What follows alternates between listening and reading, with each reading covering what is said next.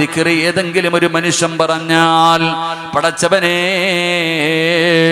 ഈ ദിക്ർ പറയുന്ന മനുഷ്യനതാ മീസാനിലത് നന്മയുടെ കൂട്ടത്തിൽ അല്ലാഹു എഴുതപ്പെടുമെന്ന് നബി മുഹമ്മദ് മുസ്തഫ സല്ലല്ലാഹു അലൈഹി വസല്ലമ തങ്ങൾ പറയുമ്പോ, മീസാൻ എന്ന് പറയുന്ന ത്രാസില് ഭാരമുണ്ടാക്കുന്ന മൂന്നാമത്തെ കാര്യം എന്തെന്നറിയുമോ? നബി സല്ലല്ലാഹു റളിയല്ലാഹു തആല അൻഹു സമിഅത റസൂലുള്ളാഹി സ്വല്ലല്ലാഹു അലൈഹി വസല്ലം യഖൂൽ, അല്ലാഹുവിന്റെ പ്രവാചകൻ അവിടെന്ന് പറയുകയാ, മൂന്നാമത്തെ കാര്യം എന്തെന്നറിയുമോ? അല്ലാഹു സുബ്ഹാനഹു വ തആല ജീവിതത്തിൽ പ്രയാസങ്ങളും ദുഃഖങ്ങളും ദുരിതങ്ങളും വേദനകളും എല്ലാം ജീവിതത്തിൽ അല്ലാഹു ആരാണോ ക്ഷമിക്കുന്നത്, ആ ക്ഷമിക്കുന്നവൻ അല്ലാഹ് അത് മീസാൻ എന്ന് പറയുന്ന ത്രാസിൽ ഭാരമുള്ള നന്മയാണെന്ന് നബി മുഹമ്മദ് മുസ്തഫ സല്ലല്ലാഹു അലൈഹി വസല്ലമ തങ്ങൾ പറയുകയാ. ഈ സദസ്സിലിരിക്കുന്ന എന്റെ പ്രിയപ്പെട്ട സഹോദരങ്ങളോട് സഹോദരിമാരോട്, ഒരുപാട് രോഗവുമായിട്ട് ഈ മജ്‌ലിസിലേക്ക് കടന്നു വന്നവരുണ്ടല്ലോ, ശരീരത്തിൽ രോഗം കാരണം വേദന സഹിക്കാൻ കഴിയാത്തവരുണ്ടല്ലോ, മനസമാധാനമില്ലാത്തവരുണ്ടല്ലോ, ഒരുപാട് പ്രയാസങ്ങളും ടെൻഷനുമായി നടക്കുന്നവരുണ്ടല്ലോ.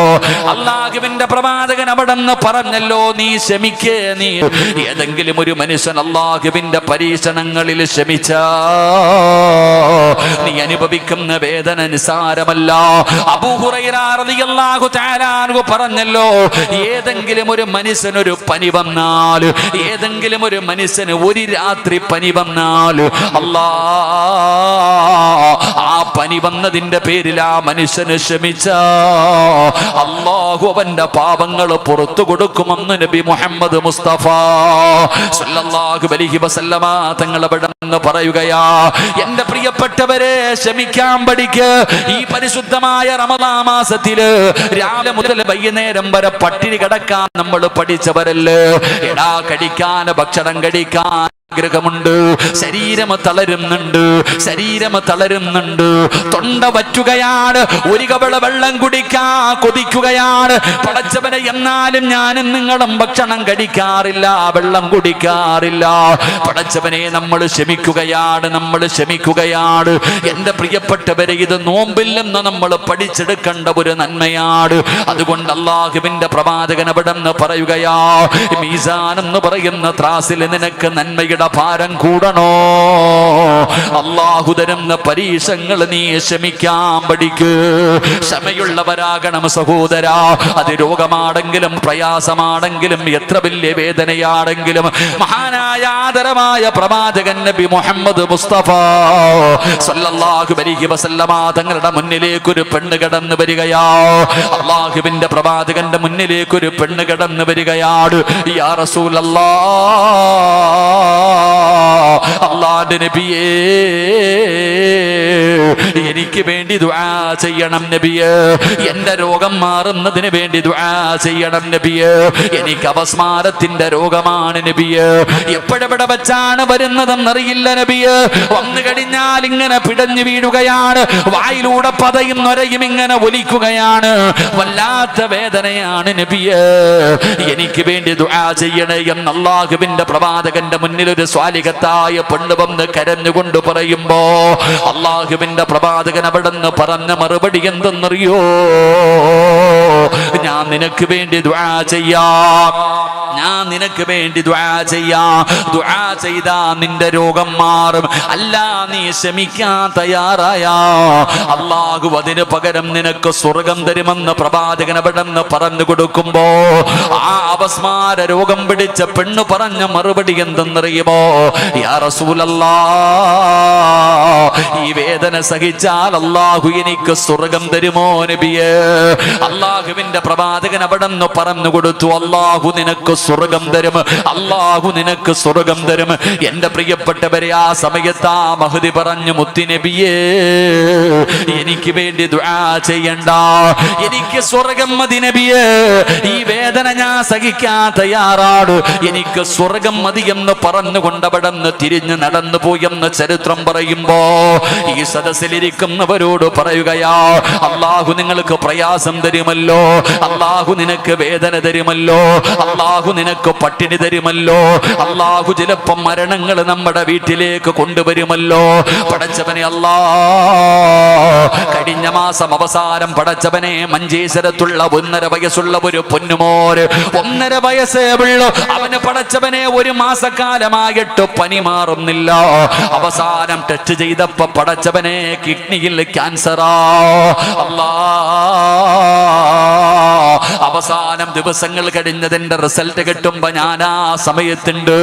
പടച്ചവനെ ഡോക്ടർ പറഞ്ഞു ക്യാൻസർ രോഗമാണ്. കുഞ്ഞിന്റെ മൂത്രസഞ്ചിയിലേക്ക് പോയി എത്തിക്കഴിഞ്ഞു, ബാക്ക് സൈഡിലേക്ക് പോയി കഴിഞ്ഞു. ഇനി ചികിത്സ നടത്തിയിട്ട് കാര്യമില്ല.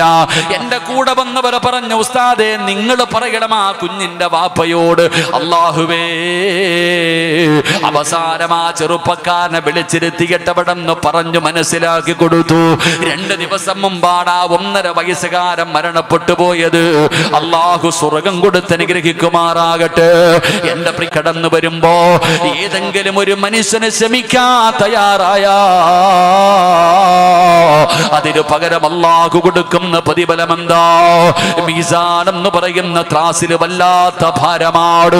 ആ സമയത്ത് പറയുന്ന ഒരു വാക്കുണ്ടല്ലോ, അതുകൊണ്ടല്ലേ മഹാനായ നബി മുഹമ്മദ് മുസ്തഫ സല്ലല്ലാഹു അലൈഹി വസല്ലമ തങ്ങൾ പറയുന്നത്, നിങ്ങൾക്ക് അല്ലാഹുവിന്റെ പരീക്ഷണം കടന്നു വന്നാൽ നിങ്ങൾ സഹിക്കാൻ തയ്യാറാകണേ, നിങ്ങൾ ക്ഷമിക്കാൻ തയ്യാറാകണേ, നിങ്ങൾ അല്ലാഹുവിന് ശുക്ർ ചെയ്യണേ. ഈ മജ്ലിസിൽ റമദാനിൽ നോമ്പ് പിടിച്ചു കൊണ്ടിരിക്കുന്ന എന്റെ പ്രിയപ്പെട്ട സഹോദരങ്ങളെ സഹോദരിമാര്, പ്രയാസമില്ലാത്ത ആരുമില്ലടോ. ഈ വഅദ് പറയുന്ന ഞാൻ, ഈ സ്റ്റേജിലിരിക്കുന്ന ഉസ്താദന്മാർ, ഈ നിരന്നിരിക്കുന്ന ആണുങ്ങളും പെണ്ണുങ്ങളും, നിങ്ങളിൽ ആർക്കെങ്കിലും പറയാൻ കഴിയുമോ ജീവിതത്തിൽ എന്തെങ്കിലും ഒരു പ്രയാസമില്ലാത്ത ഒരു മനുഷ്യനുമില്ല? പടച്ചവനെ, 1 100 കണക്കിന് പ്രയാസങ്ങൾ നമ്മുടെ ജീവിതത്തിലുണ്ട്. നമ്മൾ പറയുന്നത് എന്തെന്നറിയുമോ? അല്ലാഹുവിന്റെ സഹായം നഷ്ടപ്പെടുത്തുന്ന വാക്കുകളാണ്. നന്ദിയില്ലാത്ത വാക്ക് പറയരുത്, നന്ദി കെട്ട വാക്ക് പറയരുത്. നമ്മുടെ ജീവിതത്തിലെ പ്രയാസങ്ങളും ദുഃഖങ്ങളും കടന്നു വരുമ്പോ നമ്മൾ പറയും, അല്ലാഹു എനിക്കിത് തന്നല്ലോ, ഞാൻ നിസ്കരിക്കുന്നവനായിരുന്നല്ലോ, ഞാൻ ഖുർആൻ ഓതുന്നവനായിരുന്നല്ലോ, ഞാൻ സദഖ കൊടുക്കുന്നവനായിരുന്നല്ലോ, ഞാൻ തഹജ്ജുദ് നിസ്കരിക്കുന്നവനായിരുന്നല്ലോ, ഞാൻ മജ്ലിസിൻ നൂർ പാരായണം ചെയ്യുന്നവനായിരുന്നല്ലോ, ഏത് ഇൽമിന്റെ മജ്ലിസിലും മുടങ്ങാതെ പോകുന്നവളായിരുന്നല്ലോ, എന്നിട്ടും എനിക്കിത് വന്നല്ലോ. ഒരിക്കലും പറയരുത് സഹോദരാ. പ്രത്യേകിച്ച് പെണ്ണുങ്ങളോട് പറയുകയാണ്, നിന്റെ നാവ് കൊണ്ട് നീ ഒരിക്കലും അങ്ങനെ പറയരുത്. പലരും പറയും, അല്ലാഹുവിന് എന്നെ വല്ലാത്ത വാശിയാ, എന്നോട് പടച്ചവന് വല്ലാത്ത ദേഷ്യമാ. എന്റെ സദസ്സിലിരിക്കുന്നവര് നിങ്ങളോട് പറയുന്നു, ഒരിക്കലും നിങ്ങളുടെ നാവ് കൊണ്ട് നിങ്ങൾ അങ്ങനെ പറയരുത്. കാരണം അല്ലാഹുവിന് നിന്നെ ഇഷ്ടമില്ലാത്തത് കൊണ്ടല്ല അല്ല നിനക്ക് വേദന തരുന്നത്, നിനക്ക് ക്യാൻസർ തരുന്നത്, നിനക്ക് മാരക രോഗം തരുന്നത്, അല്ലാഹു നിനക്ക് മക്കളെ തരാത്തത്, അല്ലാഹു നിനക്ക് കടം തന്നത്, അല്ലാഹു നിനക്ക് വീട് തരാത്തത്, നല്ല ഒരു സമാധാനമുള്ള ജീവിതം തരാത്തത് അല്ലാഹുവിന് നിന്നെ വെറുപ്പുള്ളത് കൊണ്ടല്ല. അല്ലാഹുവിന്റെ റസൂല് പറയുകയാ, അല്ലാഹു നിന്റെ ഈമാൻ അളക്കുന്നതാണെന്ന് നബി മുഹമ്മദ് മുസ്തഫ സല്ലല്ലാഹു അലൈഹി വസല്ലമ തങ്ങൾ പറയുകയാ, അല്ലാഹു നിങ്ങളുടെ ഈമാൻ അളക്കുന്നതാ, അല്ലാഹു നിങ്ങളുടെ ഈമാൻ ടെസ്റ്റ് ചെയ്യുന്നതാ. എന്റെ പ്രിയപ്പെട്ടവരെ, അല്ലാഹുവിന് ഇഷ്ടമുള്ളവർക്ക് അല്ലാഹു വല്ലാത്ത പരീക്ഷണം കൊടുക്കുമല്ലോ. അല്ലാഹു വല്ലാത്ത പരീക്ഷണം കൊടുക്കുന്നത് സ്നേഹം കൂടിയത് കൊണ്ടാണ് മനുഷ്യ, അല്ലാതെ വെറുപ്പുള്ളത് കൊണ്ടല്ല. കാരണം അല്ലാഹുവിന്റെ പ്രവാചകൻ പറഞ്ഞല്ലോ, ഇന്ന അശദ്ദന്നാസി ബലാഗാ അൽ അംബിയാ. അല്ലാഹു ലോകത്ത് ഏറ്റവും കൂടുതൽ പരീക്ഷിച്ചത് കള്ളുകുടിയന്മാരെ ആയിരുന്നില്ല, കഞ്ചാവടിച്ച് നടക്കുന്നവരെ ആയിരുന്നില്ല, അതാ കാഫിറിനെ ആയിരുന്നില്ല. അല്ലാഹു ഈ പ്രപഞ്ചത്തിൽ ഏറ്റവും കൂടുതൽ പരീക്ഷണം കൊടുത്തത് ആർക്കെന്നറിയോ?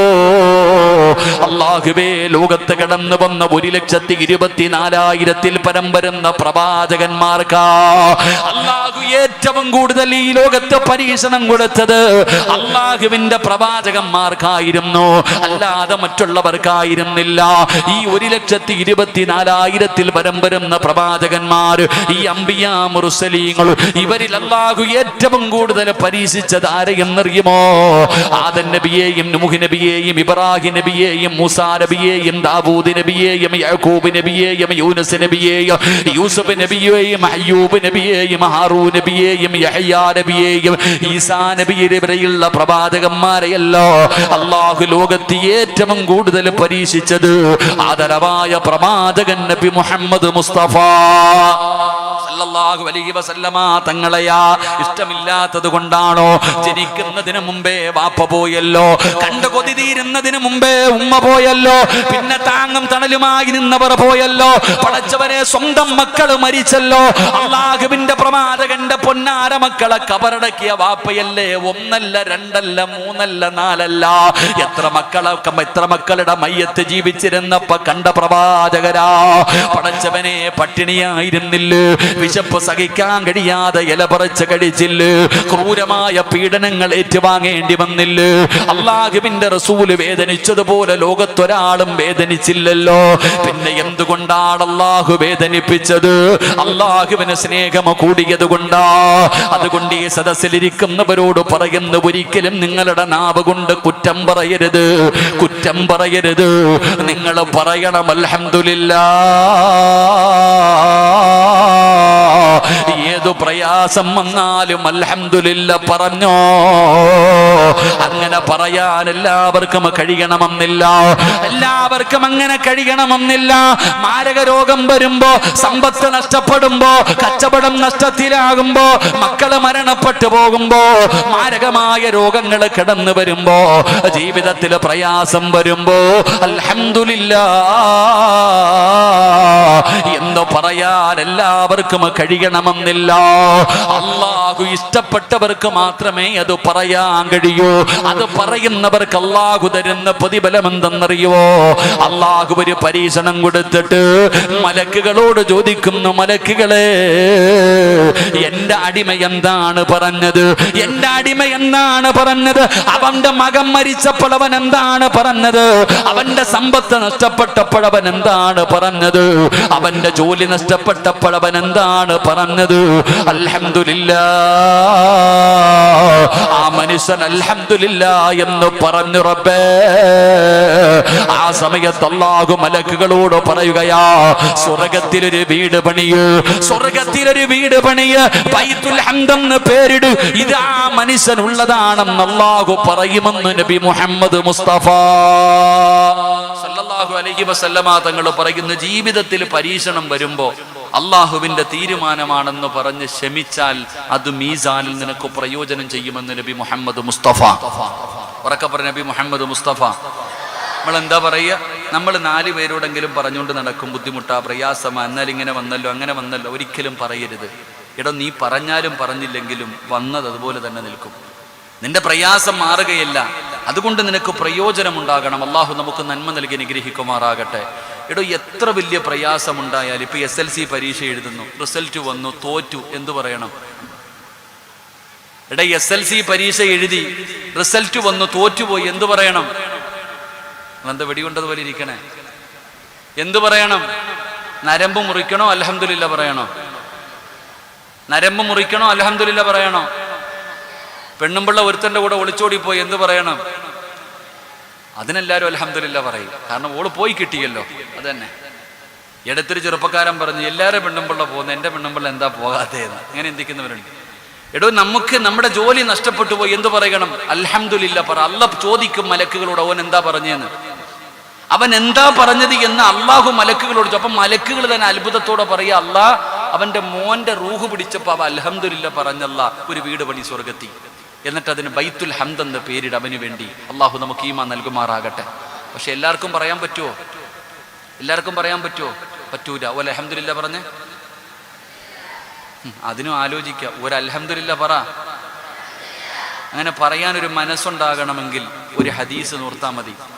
എടാ, ജീവിതത്തിൽ ഏത് പ്രയാസം വരുമ്പോഴും വന്നത് വരിക തന്നെ ചെയ്യത്തില്ലേ? വരാനുള്ളത് വഴി തങ്ങോ? വരാനുള്ളത് വഴി തങ്ങോ? പറ മനുഷ്യന്മാരെ, തങ്ങോ? അത് വണ്ടി വിളിച്ചാണെങ്കിലും വരും. ഫുട്ബോൾ കളി കണ്ടുകൊണ്ടിരുന്നപ്പോൾ ഒറ്റ നിമിഷം കൊണ്ടല്ലേ എല്ലാം ഇടിഞ്ഞ് താഴെ വീണത് അല്ലേ? ഇവിടെ വരാനുള്ളത് വഴി തങ്ങത്തിൽ, അത് വരിക തന്നെ ചെയ്യും. ഈ എന്ത് ചെയ്താലും വരാനുള്ളത് വരും. അപ്പൊ എന്ത് ചെയ്യാ? ഒരൽഹംദുലില്ല പറയണം. അൽഹംദുലില്ല പറയാനുള്ള ഈമാൻ ഉണ്ടാകണമെങ്കിൽ ഈ ഒരൊറ്റ ഹദീസ് ഓർത്തു വെച്ചാൽ മതി. നബി സല്ലല്ലാഹു അലൈഹി വസല്ലമ തങ്ങൾ പറഞ്ഞു, നിങ്ങൾക്ക് ആർക്കെങ്കിലും എന്തെങ്കിലും പ്രയാസമോ രോഗമോ ദുഃഖമോ വിഷമമോ നിങ്ങൾക്കുണ്ടെങ്കിൽ നിങ്ങൾ മനസ്സിലാക്കുക, നിങ്ങൾക്ക് എന്തോ നല്ലത് വരാൻ പോകുന്നു. ഇവിടെ നിങ്ങൾ ആരെങ്കിലും എന്തെങ്കിലും ഒരു പ്രയാസം അനുഭവിക്കുന്നവരുണ്ടെങ്കിൽ നിങ്ങൾ മനസ്സിലാക്കേണ്ടത് എന്തോ നല്ലത് വരാൻ പോകുന്നു. ഒരു ദുഃഖത്തിൻ്റെ പുറകിൽ ഒരു സന്തോഷമുണ്ട്, ഒരു കയറ്റം കഴിഞ്ഞാൽ ഒരിറക്കമുണ്ട്. അപ്പൊ നിങ്ങൾക്ക് എന്തോ നല്ലത് വരാൻ പോകുന്നു. ആ നല്ലത് വരാൻ പോകുന്നതിൻ്റെ അടയാളമാണ് ഈ പ്രയാസം. അപ്പൊ നമുക്ക് എന്ത്? അൽഹംദുലില്ലാ, എന്തോ നല്ലത് വരാൻ പോകുന്നുണ്ട്. അൽഹംദുലില്ലാ പറ. അള്ളാഹു നമുക്ക് ഭാഗ്യം നൽകുമാറാകട്ടെ. അൽഹംദുലില്ലാ പറയണം. എല്ലാവർക്കും പറയാൻ പറ്റുന്ന ഒരു വാചകമല്ല അൽഹംദുലില്ലാ. പ്രയാസത്തിന്റെ സമയത്തൊരു അൽഹംദുലില്ലാ പറഞ്ഞാൽ ആ അൽഹംദുലില്ലാ പറയുന്നതിലൂടെ അള്ളാഹ് കൊടുക്കുന്ന പ്രതിഫലം കേൾക്കണം. ഇപ്പൊ ഇത്ര ഹാഫിദീങ്ങൾ ഒരുപാട് പേരുണ്ട്.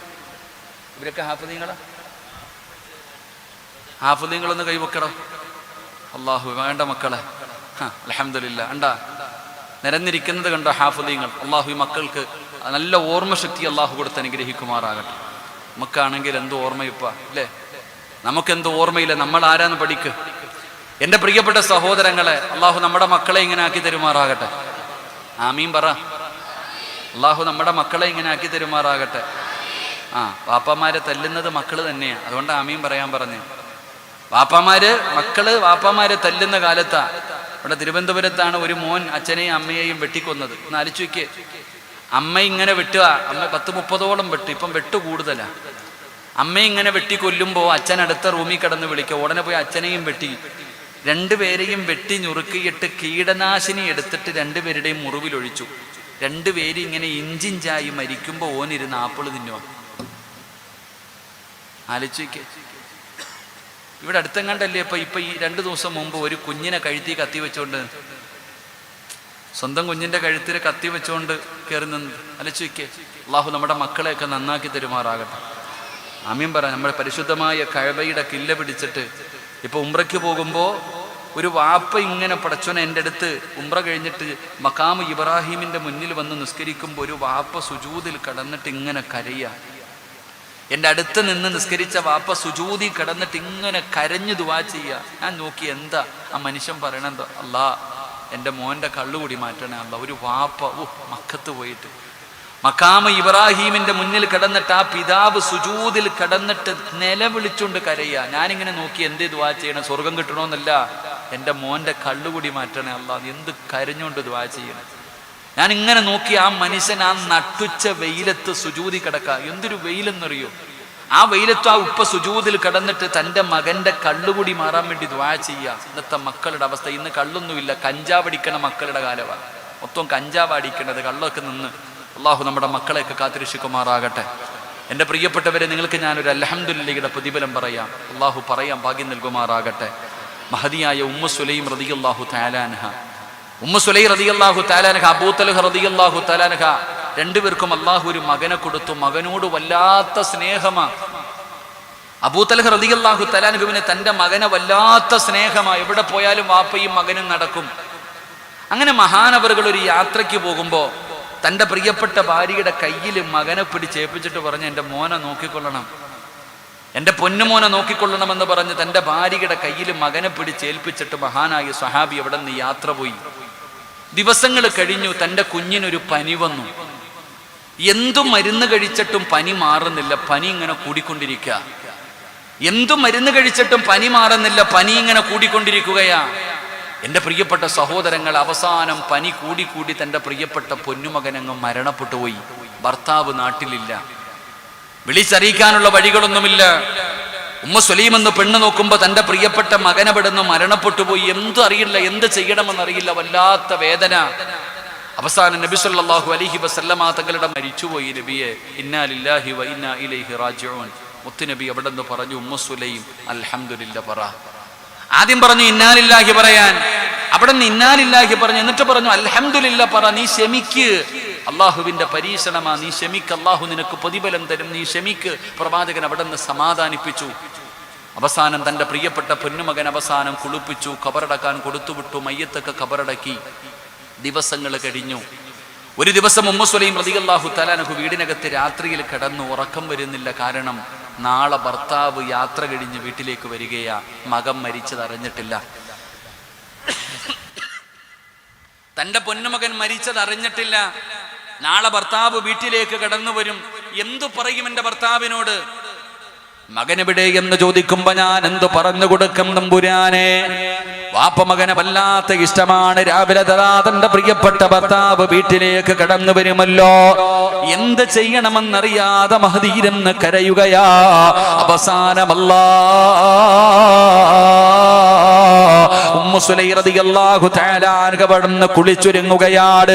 തന്റെ പ്രിയപ്പെട്ട ഭർത്താവ് യാത്ര കഴിഞ്ഞ് വീട്ടിലേക്ക് മടങ്ങി വരുമ്പോ മകൻ മരിച്ച വേദന മുഴുവനും മനസ്സിന്റെ ഉള്ളിൽ കടിച്ചമർത്തിയിട്ട് വീടിന്റെ കവാടത്തിൽ നിൽക്കുകയാണ്. ചിരിക്കുന്ന മുഖത്തോട് യാത്ര കഴിഞ്ഞു വരുന്ന പ്രിയപ്പെട്ട ഭർത്താവിനെ സ്വീകരിക്കുകയാ. അവിടുന്ന് സലാം പറയുകയാ, അവിടുന്ന് സലാം അടക്കുകയാ, അവിടുന്ന് വീടിനകത്തേക്ക് ക്ഷണിക്കുകയാണ്. തന്റെ പ്രിയപ്പെട്ട ഭർത്താവ് വീടിനകത്ത് കടന്നു വന്നപ്പോ അവിടുന്ന് തൽഹ റളിയല്ലാഹു തആല അൻഹു ചോദിക്കുന്ന ഉമ്മു സുലൈം, എന്റെ പൊന്നുമോനെവിടെ ഉമ്മു സുലൈം? അല്ലാഹുവേ, തന്റെ പൊന്നാര മകനെ ചോദിക്കുമ്പോ അവിടുന്ന് പറഞ്ഞു കൊടുത്ത മറുപടി എന്തെന്നറിയുമോ? സമാധാനത്തോടുകൂടി പറഞ്ഞു കൊടുത്തവൻ ഒരു സ്ഥലം വരെ പോയിരിക്കുകയാ. തന്റെ പ്രിയപ്പെട്ട ഭർത്താവ് വീടിനകത്ത് കടന്നു വന്നു. കഴിക്കാ ഭക്ഷണം കൊടുത്തു. ഉമ്മു സുലൈം റളിയല്ലാഹു തആല അൻഹ ചിന്തിച്ചു, ഭർത്താവ് പോയിട്ട് കുറച്ച് ദിവസങ്ങളായല്ലോ, എന്റെ ഭർത്താവിന് വികാരമുണ്ടാകുമല്ലോ, അത് സാധിപ്പിച്ചു കൊടുക്കൽ എന്റെ ബാധ്യതയാണല്ലോ. തന്റെ വേദനകൾ മുഴുവനും മനസ്സിന്റെ ഉള്ളിൽ കടിച്ചമർത്തിയിട്ട് തന്റെ പ്രിയപ്പെട്ട ഭർത്താവിനെ മണിയറയ്ക്കകത്തേക്ക് വിളിച്ചു കയറ്റി. അതാ 2 കൊല്ലം കഴിഞ്ഞ് ഗൾഫിൽ നിന്ന് തിരിച്ചു വരുന്ന ഭർത്താവിന് പടച്ചവനെ വാങ്ങിച്ചു കൊണ്ടുവരാൻ പറഞ്ഞ സാധനം കൊണ്ടുവരാതെ വരുമ്പോ ആ 2 കൊല്ലം കഴിഞ്ഞ് വീട്ടിലേക്ക് കയറി വരുന്ന പ്രിയപ്പെട്ട ഭർത്താവിനെ കണ്ണുനീര് കുടിപ്പിക്കുന്ന പെങ്ങള്, കിടപ്പറയിലെ പിണങ്ങിക്കിടക്കുന്ന പെങ്ങള്, ആ പാവപ്പെട്ടവന്റെ മനസ്സ് വേദനിപ്പിക്കുന്ന ഭാര്യമാരെ, നിനക്ക് പഠിക്കാനുള്ള ചരിത്രമാടി ഈ പൊന്നുമോള്. തന്റെ പ്രിയപ്പെട്ട ഭർത്താവ് വീടിനകത്തേക്ക് കടന്നു വരുമ്പോ തന്റെ മകൻ മരിച്ച വേദന മുഴുവനും മനസ്സിന്റെ ഉള്ളിൽ കടിച്ചമർത്തിയിട്ട് തന്റെ പ്രിയപ്പെട്ട ഭർത്താവിനെ കിടപ്പറയിലേക്ക് വിളിച്ചു കയറ്റി. 2 പേരും ശാരീരികമായി ബന്ധപ്പെടുകയാണ്. എല്ലാം കഴിഞ്ഞപ്പോ അബൂ തൽഹ റളിയല്ലാഹു തആല അൻഹുവിന്റെ നെഞ്ചത്തിങ്ങനെ തല വെച്ച് കിടക്കുകയാ ഉമ്മു സുലൈം റളിയല്ലാഹു തആല അൻഹ അവിടുന്ന് ചോദിക്കുന്നു, തൽഹ, ഞാനൊരു സംശയം ചോദിക്കട്ടെ തൽഹ, ഞാനൊരു സംശയം ചോദിക്കട്ടെ തൽഹ? എന്തേ ഉമ്മു സുലൈം? ഒരു മനുഷ്യൻ അമാനത്തായ ഒരു സാധനം നമ്മുടെ കയ്യിൽ ഏൽപ്പിച്ചു. ഒരാൾ അമാനത്തായിട്ടൊരു കാര്യം നമ്മുടെ കയ്യിൽ ഏൽപ്പിച്ചു. അത് തിരിച്ചു ചോദിക്കുമ്പോ കൊടുക്കണോ തൽഹ? ഉമ്മു സുലൈം റളിയല്ലാഹു തആല അവിടുന്ന് ചോദിക്കുമ്പോ അബൂ തൽഹ ചോദിക്കുന്നു, ഏ മണ്ടിപ്പെണ്ണ്, ഉമ്മു സുലൈമേ, നിനക്കറിയില്ലേ അമാനത്തായ സന്ന സാധനം തിരിച്ചു കൊടുക്കൽ നമ്മുടെ ബാധ്യതയാണല്ലോ, അത് കൊടുക്കണമല്ലോ, അത് നിർബന്ധമായിട്ട് കൊടുക്കണമല്ലോ. ഉമ്മു സുലൈമിനോട് പറയുമ്പോ അതുവരെ ക്ഷമിച്ചിരുന്ന ഉമ്മു സുലൈം കരയുകയാ. ഉമ്മു സുലൈം റളിയല്ലാഹു തആല അൻഹ കരയുകയാണ്. എന്തിനാ കരയുന്നത് ഉമ്മു സുലൈമേ? നീ എന്തിനാ കരയുന്നത്? അബൂ തൽഹ റളിയല്ലാഹു തആല അൻഹു ചോദിക്കുമ്പോ അവിടുന്ന് പറഞ്ഞ മറുപടി എന്തെന്നറിയോ? അല്ലാഹു അമാനത്തായി നൽകിയ നമ്മുടെ പൊന്നുമോ, അതിനെ അല്ലാഹു തിരിച്ചെടുത്തു തൽഹ. നമ്മുടെ പൊന്നുമകൻ മരിച്ചുപോയി തൽഹ. അബൂ തൽഹ റളിയല്ലാഹു തആല അൻഹുവിനെ താങ്ങാൻ കഴിയുന്നില്ല. നിലവിളിക്കുകയാണ്, പടച്ചവനെ വരെ പിടഞ്ഞു താഴെ വീണു. അബൂ തൽഹ റളിയല്ലാഹു തആല അൻഹുവിന് സഹിക്കാൻ കഴിയുന്നില്ല. ഏത് പിതാവിനാണ് താങ്ങാൻ പറ്റുക? തന്റെ പൊന്നാര മക്കള് മരണപ്പെട്ടു പോയാ അതിന്റെ വേദന അനുഭവിച്ചവർക്കല്ലേ അറിയൂ, അതിന്റെ പ്രയാസം ആ മാതാപിതാക്കൾക്കല്ലേ അറിയൂ. അബൂ തൽഹ റളിയല്ലാഹു തആല അൻഹു കരയുകയാ. ഏറ്റവും കൂടുതൽ വേദന എന്തെന്നറിയോ? നീ എന്നോട് പറഞ്ഞില്ലല്ലോ, വീടിനകത്ത് കയറി വന്നപ്പോ നീ എന്നോട് പറഞ്ഞില്ലല്ലോ, എനിക്ക് ഭക്ഷണം തന്നില്ല, എന്നെ കിടപ്പറയിലേക്ക് വിളിച്ചു കയറ്റിയില്ല. അബൂ തൽഹ റളിയല്ലാഹു തആല അൻഹു വല്ലാത്ത വിഷമമായി ഇലാ ഹദ്റത്തി റസൂലില്ലാഹ്, അല്ലാഹുവിന്റെ പ്രവാചകന്റെ മുന്നിലേക്ക് ഓടുകയാ. യാ റസൂലല്ലാഹ്, അല്ലാഹുവിന്റെ നബിയേ, ഉമ്മു സുലൈമിനെ എനിക്ക് വേണ്ട നബിയേ, ഉമ്മു സുലൈമിനെ എനിക്ക് വേണ്ട നബിയേ, ഇനി അവളുടെ കൂടെ എനിക്ക് ജീവിക്കാൻ കഴിയില്ല നബിയേ. അല്ലാഹുവിന്റെ റസൂൽ ചോദിക്കുന്നു, എന്തുകൊണ്ടാണ് അബൂ തൽഹ? എന്റെ പൊന്നുമകൻ മരിച്ചത് അവൾ എന്നോട് പറഞ്ഞില്ല നബിയേ, അവൾ എന്നെ കിടപ്പറയിലേക്ക് വിളിച്ചു കയറ്റി നബിയേ. അല്ലാഹുവിന്റെ പ്രവാചകനോട് അബൂ തൽഹ റളിയല്ലാഹു തആല അൻഹു ചോദിക്കുമ്പോ അല്ലാഹുവിന്റെ പ്രവാചകൻ തിരിച്ചു ചോദിച്ച ചോദ്യം എന്തെന്നറിയോ? തൽഹ, അല്ലാഹു ഇതുപോലെ ഒരു പെണ്ണിനെ നിനക്ക് നൽകിയില്ലേ തൽഹ? ഏത് ഉമ്മയ്ക്കാ തൽഹ 9.5 മാസക്കാലം ഗർഭം ചുമന്ന് മരണവേദനയുടെ വേദനയും നൊന്ത് പ്രസവിച്ച പ്രിയപ്പെട്ട ഉമ്മ? ഏത് പെണ്ണാണ് തന്റെ പൊന്നുമകൻ മരിച്ചാ താങ്ങാൻ കഴിയുന്നത്? ആ വേദന മുഴുവനും മനസ്സിന്റെ ഉള്ളില് കടിച്ചമർത്തിയിട്ട് യാത്ര കഴിഞ്ഞ് വീട്ടിലേക്ക് കയറി വന്ന് നിന്നോടത് പറഞ്ഞിട്ട് അവള് വേദനിപ്പിച്ചില്ലല്ലോ, അവള് നിനക്ക് ഭക്ഷണം തന്നില്ല, നിന്നെ ചിരിക്കുന്ന മുഖത്തോടെ സ്വീകരിച്ചില്ല, നിന്റെ ആവശ്യങ്ങൾ മുഴുവനും സാധിച്ചു തന്നില്ല, അല്ലാഹു നിനക്ക് ഇതുപോലെ ഒരു നല്ല പെണ്ണിനെ ഭാര്യയായിട്ട് തന്നില്ല. അബൂ തൽഹ, നീ ക്ഷമിക്ക്, ഇന്നാ ലില്ലാഹി പറ. അല്ലാഹുവിന്റെ റസൂൽ പറഞ്ഞു, തൽഹ അൽഹംദുലില്ലാഹ് പറ തൽഹ. അല്ലാഹുവിന്റെ പ്രവാചകൻ അവിടെ അൽഹംദുലില്ലാഹ് പറയാൻ പറയുകയാ. തന്റെ മകൻ മരിച്ചപ്പോ ഉമ്മു സുലൈം റളിയല്ലാഹു തആല അൻഹ അവിടെ അൽഹംദുലില്ലാഹ് പറഞ്ഞല്ലോ. അല്ലാഹു കൊടുത്ത പ്രതിഫലം കേൾക്കണോ? അല്ലാഹു കൊടുത്ത പ്രതിഫലം കേൾക്കണോ? പ്രവാചകൻ അവിടെ പറഞ്ഞു, ഇന്നലെ നിങ്ങൾ ശാരീരികമായി ബന്ധപ്പെട്ടല്ലോ, ഇന്നലെ രണ്ടുപേരും ശാരീരികമായി ബന്ധപ്പെട്ടല്ലോ, ഈ ബന്ധപ്പെട്ടതിൽ അല്ലാഹു നിനക്കൊരു ആൺകുഞ്ഞിനെ തരും തൽഹ. അല്ലാഹു ബർക്കത്ത് ചെയ്യുമെന്ന് നബി മുഹമ്മദ് മുസ്തഫ സല്ലല്ലാഹു അലൈഹി വസല്ലമ തങ്ങൾ അവിടെ നിന്ന് ദുആ ചെയ്ത് പറഞ്ഞു വിടുകയാ. എന്റെ പ്രിയപ്പെട്ടവരെ, ദിവസങ്ങൾ കഴിഞ്ഞു, മാസങ്ങൾ കഴിഞ്ഞു, ഉമ്മു സുലൈം പ്രസവിക്കുകയാണ്. ഉമ്മു സുലൈം റളിയല്ലാഹു തആല അൻഹ പ്രസവിക്കുകയാ. പ്രസവിച്ച് കഴിഞ്ഞപ്പോ അവിടെ നിന്ന് വിളിച്ചു പറഞ്ഞു അബൂ തൽഹ റളിയല്ലാഹു തആല അൻഹുവിനോട് അല്ലാഹു ഒരു ആൺകുഞ്ഞിനെ തന്നെന്ന് വിളിച്ചു പറയുമ്പോ അബൂ തൽഹ റളിയല്ലാഹു തആല അൻഹു വിളിക്കുന്നു, ഉമ്മു സുലൈം, എന്റെ കുഞ്ഞിന് പാല് കൊടുക്കല്ലേ, എന്റെ പൊന്നുമോന് പാല് കൊടുക്കല്ലേ. അതാ ഓടിച്ചെന്ന് പ്രസവിച്ച് കിടക്കുന്ന ചോരക്കുഞ്ഞ്, അല്ലാഹുവേ, ആ കുഞ്ഞിനെ എടുത്തുകൊണ്ട് ഇലാ ഹദ്റത്തി റസൂലില്ലാഹ്, അല്ലാഹുവിന്റെ പ്രവാചകന്റെ മുന്നിലേക്ക് ഓടുകയാണ്.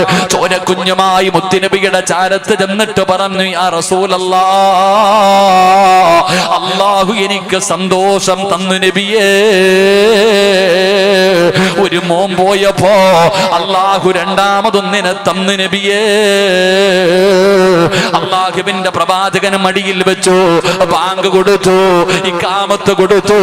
അല്ലാഹുവേ, പ്രവാചകൻ തന്റെ വായിക്കകത്ത് അതാ കാരക്ക വെച്ച് ചവച്ചരച്ചിട്ട് അല്ലാഹുവിന്റെ പ്രവാചകൻ തന്റെ സറഫാക്കപ്പെട്ട കൈകൊണ്ട് മധുരം കൊടുക്കുകയാ. അല്ലാഹുവേ, മുത്തുനബി തന്നെ പേരിട്ട് അബ്ദുല്ലാ. ലോകത്താർ ആർക്കാടോ ഇതുപോലെ ഭാഗ്യം കിട്ടിയിട്ടുള്ളത്?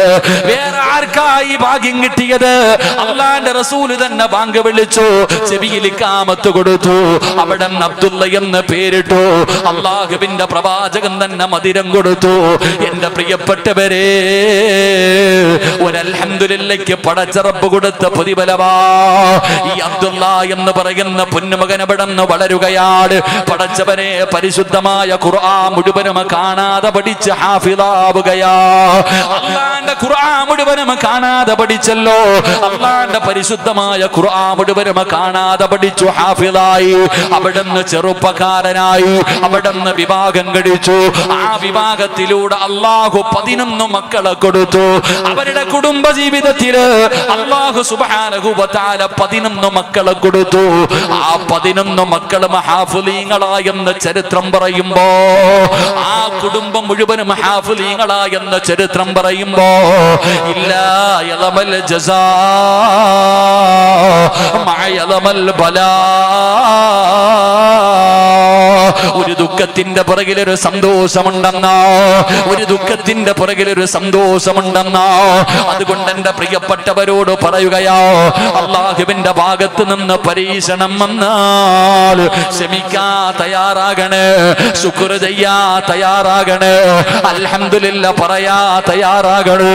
പടച്ചവനെ, ദുനിയാവിലെ വേദനയാകാ, പ്രയാസമാകാ, കണ്ണുനീരാകാ, നഷ്ടമാകാ, എന്തുമായാലും ആഖിറം നഷ്ടപ്പെടൂല. നാളെ പടച്ചറപ്പിന്റെ പരലോകത്ത് ഒരു മനുഷ്യനും തിരിഞ്ഞു നോക്കാറില്ലാത്ത അള്ളാന്റെ കോടതിയുണ്ടല്ലോ. ആ പടച്ചറപ്പിന്റെ പരലോകത്ത് ഞാനും നിങ്ങളും നിൽക്കുമ്പോ, നന്മതിന്മകൾ നന്മതിന്മകളെടുത്ത് വെച്ച് തൂക്കുന്ന ത്രാസുണ്ടല്ലോ, അതില് നന്മയുടെ ഭാരം കൂടണോ? ഈ ദുനിയാവിൽ വെച്ച് നിനക്ക് പ്രയാസമുണ്ടായ സമയത്ത്, പരീക്ഷണമുണ്ടായ സമയത്ത്, അള്ളാഹുവിന്റെ തീരുമാനമുണ്ടായ സമയത്ത് ക്ഷമിക്കാ തയ്യാറായ, അതിനു പകരം അള്ളാഹു മീസാൻ നിറച്ചു തരുമെന്ന് ആദരവായ പ്രവാചകൻ നബി മുഹമ്മദ് മുസ്തഫ സല്ലല്ലാഹു അലൈഹി വസല്ലമ തങ്ങൾ അവിടെന്ന് പറയുമ്പോ, എന്റെ പ്രിയപ്പെട്ടവരോട് പറയുകയാണ്, മീസാൻ എന്ന് പറയുന്ന ത്രാസ് നിറയ്ക്കാൻ കഴിയുന്ന ഒന്നാമത്തെ കാര്യമെന്താ? ലാ ഇലാഹ ഇല്ലല്ലാഹ്, ഷഹാദത്ത് കലിമയാ. രണ്ടാമത്തെ കാര്യമെന്താ? സുബ്ഹാനല്ലാഹി വബിഹംദിഹി സുബ്ഹാനല്ലാഹില്ലദീ വബിഹംദിഹി അസ്തഗ്ഫിറുല്ലാഹ്. എന്റെ പ്രിയപ്പെട്ടവരെ, സുബ്ഹാനല്ലാഹി വബിഹംദിഹി സുബ്ഹാനല്ലാഹില്ലദീ, ഇത് മീസാനിനെ നിറയ്ക്കുമെന്ന് നബി മുഹമ്മദ് മുസ്തഫ സല്ലല്ലാഹു അലൈഹി വസല്ലമ തങ്ങൾ പറയുന്നു. എന്നിട്ട് പ്രവാചകൻ പറഞ്ഞു 5 കലിമത്തുകൾ: സുബ്ഹാനല്ലാഹ്, അൽഹംദുലില്ലാഹ്, അല്ലാഹു ലാ ഇലാഹ ഇല്ലല്ലാഹ്, അല്ലാഹു അക്ബർ. ഇത് മീസാനിനെ നിറയ്ക്കുമെന്ന് നബി മുഹമ്മദ് മുസ്തഫ സല്ലല്ലാഹു അലൈഹി വസല്ലമ തങ്ങൾ പറയുമ്പോ, നാലാമത്തെ കാര്യമെന്താ? അള്ളാഹുവിന്റെ ഭാഗത്ത് നിന്ന് തീരുമാനമുണ്ടാകുമ്പോ, പടച്ചറപ്പിന്റെ ഭാഗത്ത് നിന്ന് പരീക്ഷണമുണ്ടാകുമ്പോ, അള്ളാഹുവേ, ആ പരീക്ഷണത്തിൽ ക്ഷമിച്ചാൽ, ആ പരീക്ഷണം ക്ഷമിക്കാൻ തയ്യാറായ, ആ പരീക്ഷണത്തിന്റെ സമയത്ത് അള്ളാഹുവിന് ശുക്ർ ചെയ്ത, അത് മീസാനിൽ അല്ലാഹു നിനക്ക് തിരിച്ചു തരുമെന്ന് ആദരവായ പ്രവാചകൻ നബി മുഹമ്മദ് മുസ്തഫ സല്ലല്ലാഹു അലൈഹി വസല്ലമ തങ്ങൾ പറയുമ്പോ, എന്റെ പ്രിയപ്പെട്ടവരെ, 1 മണിയാകാൻ പോവുകയാണ്. അതുകൊണ്ട് എന്റെ പ്രിയപ്പെട്ടവരെ, 5ാമത്തെ ഒരു കാര്യം കൂടെ പറഞ്ഞുകൊണ്ട് നമുക്ക് ദുആ ചെയ്യാം. എന്റെ പ്രിയപ്പെട്ടവരെ, 5ാമത്തെ കാര്യം എന്തെന്നറിയോ? എന്റെ പ്രിയപ്പെട്ടവരെ, പരിശുദ്ധമായ റമളാൻ മാസമാ, ഒരുപാട് നന്മകൾ ചെയ്യേണ്ട മാസമാ. അള്ളാഹു എല്ലാ വഴികളും തുറന്നു തന്നിരിക്കുകയാണ്. ഒരു സുന്നത്തിനൊരു ഫർദിന്റെ കൂലിയാണ്, ഒരു ഫർദിന് 170 ഫർദിന്റെ കൂലിയാണ്. പടച്ചവരെ, ഒരുപാട് നന്മകൾ വാരിക്കൂട്ടുവാൻ അല്ലാഹു നമുക്ക് നൽകിയിരിക്കുന്ന സമയമാ. ഒരു നിമിഷം പോലും പാഴാക്കല്ലേ. റഹ്മത്ത് കഴിഞ്ഞല്ലോ, മഗ്ഫിറത്ത് വിട പറയാ പോകുകയാണ്. പടച്ചവനെ, ബദർ ദിനമൊക്കെ കടന്നു വരികയാ. ഇനി നരകമോചനത്തിന്റെ നാളുകൾ കടന്നു വരികയാ. ഓരോ ദിവസവും ലക്ഷക്കണക്കിന് പേര് പടച്ച റബ്ബിന്റെ നരകത്തിൽ നിന്ന് രക്ഷപ്പെട്ടുകൊണ്ടിരിക്കുകയാ. അതുകൊണ്ട് എന്റെ പ്രിയപ്പെട്ടവരോട് ഓർമ്മപ്പെടുത്തുകയാ, നാളെ മീസാൻ എന്ന് പറയുന്ന ത്രാസില് ഭാരമുള്ളതാ, ഭാരം കൂടുന്ന 5ാമത്തെ നന്മ എന്തെന്നറിയോ സഹോദരാ? ജീവിതത്തിലെ രഹസ്യമായ എന്തെങ്കിലും നന്മ ചെയ്തു വെക്കോ. ജീവിതത്തിൽ നിനക്കും അല്ലാഹുവിന് മാത്രം അറിയുന്ന എന്തെങ്കിലും ഒരു രഹസ്യം നിന്റെ ജീവിതത്തിൽ ഉണ്ടാകട്ടെ. എന്തെങ്കിലും ഒരു നന്മ നിന്റെ ജീവിതത്തിൽ ചെയ്തു വെക്ക് സഹോദരാ. അല്ലാഹുവേ, അത് എന്തുമാകട്ടെ, അത് നിസ്കാരമാകട്ടെ, ഖുർആൻ പാരായണമാകട്ടെ, സദഖകളാകട്ടെ, അല്ലെങ്കിൽ എന്തെങ്കിലും അദ്കാറുകളാകട്ടെ, അല്ലെങ്കിൽ എന്തെങ്കിലും ഒരു നല്ല കാര്യമാകട്ടെ, എന്തെങ്കിലും പരസ്യമായി ചെയ്യുന്നതിൽ കാര്യമില്ല സഹോദരാ. രഹസ്യമായിട്ടൊരു നന്മ നമുക്ക് ചെയ്തു വെക്കാൻ കഴിയണം. അൽഹംദുലില്ലാഹ്, എന്തെങ്കിലും ഒരു രഹസ്യമായ നന്മ നമുക്ക് ചെയ്യാൻ കഴിഞ്ഞാൽ പടച്ചവരെ രക്ഷപ്പെടുമല്ലോ. നാളെ പടച്ച റബ്ബിന്റെ പരലോകത്ത് ആരുമില്ലാത്ത റബ്ബിന്റെ കോടതിയില് നമുക്ക് രക്ഷപ്പെടാൻ എന്തെങ്കിലും ഒരു നന്മ നമുക്ക് ചെയ്തു വെക്കണ്ടേ. എന്റെ പ്രിയപ്പെട്ട മുസ്ലിമേ, ദുഹാ നിസ്കരിക്കുന്നവരുണ്ടല്ലോ, അതാ തസ്തഹജ്ജുദ് നിസ്കരിക്കുന്നവരുണ്ടല്ലോ, തസ്ബീഹ് നിസ്കരിക്കുന്നവരുണ്ടല്ലോ. പടച്ചവരെ, എന്തെങ്കിലും ഒരു നന്മ നിങ്ങളുടെ ജീവിതത്തിൽ ആരും അറിയാതെ നിങ്ങൾ കാത്തുവെക്കൂ. ആ രഹസ്യമായിട്ടുള്ള നന്മ നാളെ മീസാനിൽ നിനക്ക് പ്രയോജനം ചെയ്യുമെന്ന് നബി മുഹമ്മദ് മുസ്തഫ സല്ലല്ലാഹു അലൈഹി വസല്ലമ തങ്ങൾ പഠിപ്പിക്കുമ്പോ ആരും അറിയാത്ത ഒരു രഹസ്യമായ നന്മ ഞാൻ നിങ്ങൾക്ക് പറഞ്ഞു തരാം. ആരും അറിയാത്ത രഹസ്യമായി ചെയ്യാൻ കഴിയുന്ന ഒരു നന്മ ഞാൻ പറഞ്ഞു തരാം. എന്റെ പ്രിയപ്പെട്ടവരെ, നമ്മളെല്ലാവരും സുബഹിക്ക് മുമ്പ് എഴുന്നേൽക്കുന്നവരാണ്. പരിശുദ്ധമായ റമളാൻ മാസത്തില് ഭക്ഷണം കഴിക്കാൻ വെളുപ്പാകാലത്ത് എഴുന്നേൽക്കുന്നവരാ. 3 മണിക്ക് 3:30 4 മണിക്ക് എഴുന്നേൽക്കുന്നവരാണല്ലോ. ആ എഴുന്നേൽക്കുന്ന സമയത്ത് പൊതുവെടുത്തിട്ട് 2 റക്അത്ത് നമസ്കരിക്കാൻ കഴിയുമോ? എന്തായാലും എഴുന്നേൽക്കുകയല്ലോ, എന്തായാലും എഴുന്നേൽക്കുകയല്ലോ. ഒരു 2 റക്അത്ത് എന്റെ പ്രിയപ്പെട്ട പെങ്ങള്, രാവിലെ ഭക്ഷണം കഴിക്കാനും ഭക്ഷണം വെക്കാനും എഴുന്നേൽക്കുന്നവളാണല്ലോ. നിനക്കൊരു 2 റക്അത്ത് നിസ്കരിക്കാൻ കഴിയുമോ പെങ്ങള്? അത് എല്ലാവർക്കും കഴിയുന്ന കാര്യമല്ല. എടാ, പകല് പള്ളിയിൽ പോയി നിസ്കരിക്കാൻ ആരെക്കൊണ്ടും പറ്റുമല്ലോ. പാതിരാത്രി 1 മണിക്ക് 2 മണിക്ക് 3 മണിക്ക് എഴുന്നേറ്റ് ആരും കാണാതെ നിന്റെ വീടിന്റെ ഉള്ളറയിൽ നിനക്കൊരു 2 റക്അത്ത് നമസ്കരിക്കാൻ കഴിയണമെങ്കിൽ നീ വിചാരിച്ചാ നടക്കൂല, നീ വിചാരിച്ചാ നടക്കൂല. അതാർക്കാ കഴിയുന്നതെന്നറിയോ? അതാർക്കാ കഴിയുന്നതെന്നറിയോ? അല്ലാഹുവിന്റെ പ്രവാചകൻ പറഞ്ഞു, സ്വഹാബാ, ഈ പ്രപഞ്ചം മുഴുവൻ വടക്കി ഭരിക്കുന്ന രാജാതിരാജനായ മലിക്കുൽ ജബ്ബാറായ സർവാധിനാഥനായ സർവാധിപരനായ റബ്ബുൽ ഇസ്സത്തായ പടച്ച റബ്ബുണ്ടല്ലോ, ഈ ലോകത്തിന്റെ അധിപനായ അല്ലാഹ് ഏതെങ്കിലും ഒരു മനുഷ്യനെ ഇഷ്ടപ്പെടുന്നുണ്ടോ? ആരെയെങ്കിലും അല്ലാഹു ഇഷ്ടപ്പെട്ടാൽ, അല്ലാഹു ആരെയെങ്കിലും ഇഷ്ടപ്പെട്ടാൽ അവനൊരടയാളമുണ്ട്, അവനൊരടയാളമുണ്ട്. അല്ലാഹു ഇഷ്ടപ്പെട്ടവർക്കൊരടയാളമുണ്ട്, അല്ലാഹു ഇഷ്ടപ്പെട്ടവർക്കൊരടയാളമുണ്ട്. ആ അടയാളം എന്തെന്നറിയോ? അവര് പാതിരാത്രിയിൽ എഴുന്നേറ്റ് നിസ്കരിക്കുമെന്ന് നബി മുഹമ്മദ് മുസ്തഫ സല്ലല്ലാഹു അലൈഹി വസല്ലമ തങ്ങൾ പറയുകയാണ്. ഈ സദസ്സിലിരിക്കുന്ന ആരെങ്കിലും എല്ലാ ദിവസവും തഹജ്ജുദ് നിസ്കരിക്കുന്ന ഏതെങ്കിലും ഒരു ഉപ്പയുണ്ടെങ്കിൽ, ഏതെങ്കിലും ഒരു ചെറുപ്പക്കാരനുണ്ടെങ്കിൽ, എന്റെ പ്രിയപ്പെട്ട ഉമ്മ പെങ്ങളെ, തഹജ്ജുദ് നിസ്കരിക്കുന്ന ഒരു സ്വഭാവം നിനക്കുണ്ടോ?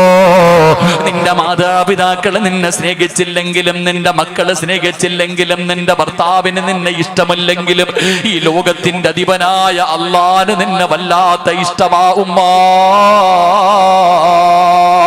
അള്ളാഹു ഇഷ്ടപ്പെട്ടവർക്കാണ് തഹജ്ജുദ് നിസ്കരിക്കാൻ കഴിയുക.